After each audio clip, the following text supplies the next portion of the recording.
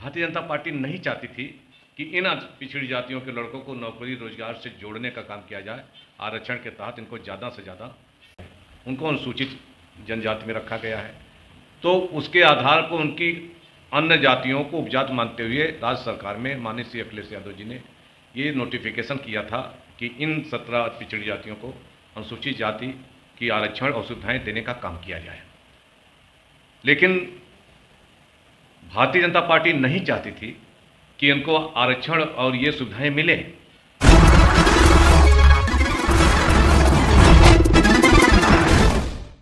High court ने रद्द किया है, इस पर क्या कहेंगे आप?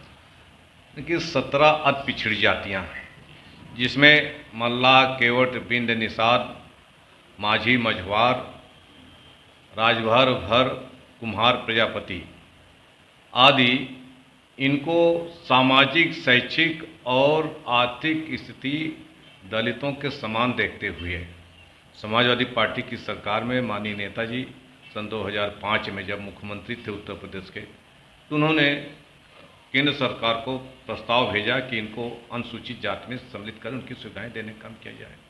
सन 2016 में जब माननीय श्री अखिलेश यादव जी उत्तर प्रदेश के मुख्यमंत्री थे, तो ठीक वही प्रस्ताव उन्होंने केंद्र सरकार को भेजा कि इन अति पिछड़ी जातियों को अनुसूचित जाति के आरक्षण और समान सुविधाओं को देने के लिए उनको अनुसूचित जाति में सम्मिलित करने का काम किया जाए।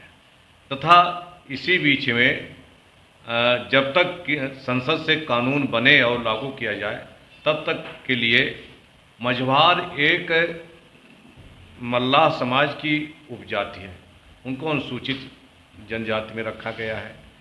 तो उसके आधार पर उनकी अन्य जातियों को उपजात मानते हुए राज्य सरकार में माननीय श्री अखिलेश यादव जी ने ये नोटिफिकेशन किया था कि इन 17 पिछड़ी जातियों को अनुसूचित जाति की आरक्षण और सुविधाएं देने का काम किया जाए। लेकिन भारतीय जनता पार्टी नहीं चाहती थी कि इनको आरक्षण और ये सुविधाएं मिले। भारतीय जनता पार्टी नहीं चाहती थी कि इन पिछड़ी जातियों के लड़कों को नौकरी रोजगार से जोड़ने का काम किया जाए।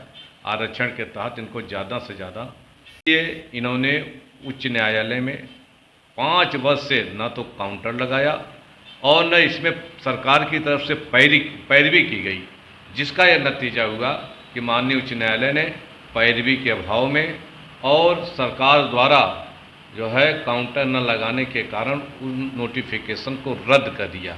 ये सरासर भारतीय जनता पार्टी की जिम्मेदारी है और भारतीय जनता पार्टी अगर चाहती तो इन पिछड़ी जातियों को उनके आरक्षण के पक्ष में फैसला माननीय उच्च न्यायालय से हो जाता तो उनके सुख सुविधाएं मिलने का काम कर देती। इससे सर 17 जातियों पर कितना प्रभाव पड़ेगा? निश्चित रूप से एक बहुत बड़ी आबादी है, करीब 14% ये अति पिछड़ी जातियाँ हैं और इन अति पिछड़ी जातियों की संख्या आज के लोकतंत्र में बहुत मायने रखती है। समाजवादी पार्टी लगातार इस लड़ाई को लड़ी, पिछड़ी जातियों को आरक्षण देने के लिए, उनके लड़कों को नौकरी रोजगार देने के लिए, और अगर ये आरक्षण मिल जाता तो उनके लोगों को विधानसभा और लोकसभा में पहुंचने का मार्ग प्रशस्त हो जाता है। लेकिन भारतीय जनता पार्टी पिछड़े वर्गों के आरक्षण के खिलाफ है। वो लोग नहीं चाहते कि पिछड़े लोगों को आरक्षण मिले, उनके साथ उनको नौकरी सुविधा मिले। इसलिए भारतीय जनता पार्टी ने इसको पैरवी न करके इनडायरेक्ट वे में इसको निरस्त करवा दिया। क्या 2024 के चुनाव में इसका प्रभाव पड़ेगा?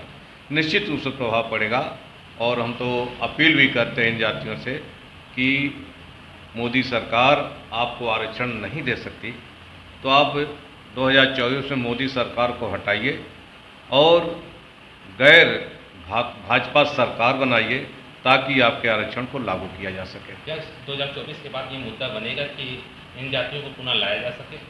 ये मुद्दा आज नहीं, 2005 से जो माननीय नेताजी ने शुरू किया था, समय समय पर यह मुद्दा लगातार जारी है।